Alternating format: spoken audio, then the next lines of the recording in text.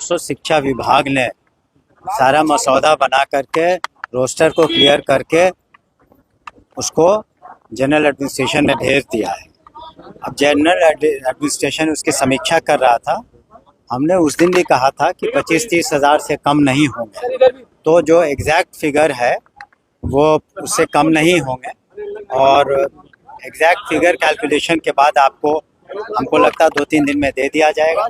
लेकिन जो जेडीयू की तरफ से ट्वीट किया गया है, संभवतः ज़्यादा चांस है उसी के अगल बगल फिगर होगा, लेकिन एग्जैक्ट फिगर उसमें अगर कहीं कोई कमी पाई गई जनरल एडमिनिस्ट्रेशन के द्वारा तो उसको वो इंगित करेगा, इसलिए एग्जैक्ट फिगर करीब करीब उसी के आसपास होगा।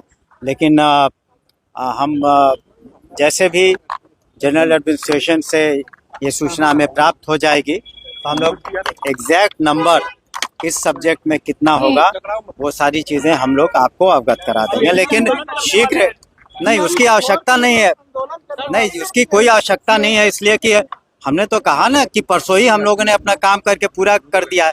लेकिन जब काम आपने पूरा कर दिया, मसौदा भेज दिया रोस्टर क्लियरेंस के बाद, तो उसमें सक्षम विभाग उसकी छानबीन करता है, उसकी समीक्षा करता है, उसमें 2-4 दिन लग सकते हैं।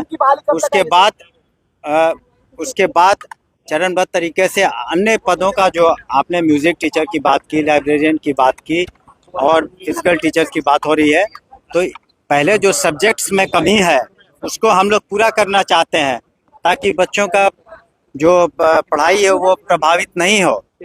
और ये अंत नहीं है नियुक्तियों का।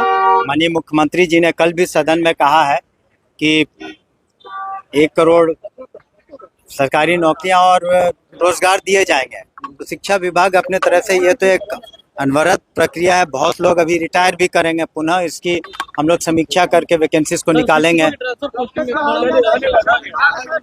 शिक्षकों के अभी तक तरीके से आंकड़े जो आ रहे हैं, अभी तक शिक्षा विभाग सबसे आगे चल रहा है। आने वाले समय में 1 करोड़ रुपए भी नंबर 1 रहेगा। देखिए, जो वैकेंसी और आवश्यकता के आधार पर हम लोग नियुक्तियां करते हैं और माननीय मुख्यमंत्री जी ने जो अपने सदन में भी कहा और उसको हम लोग पूरा करेंगे ताकि बच्चों के पढ़ाई लिखाई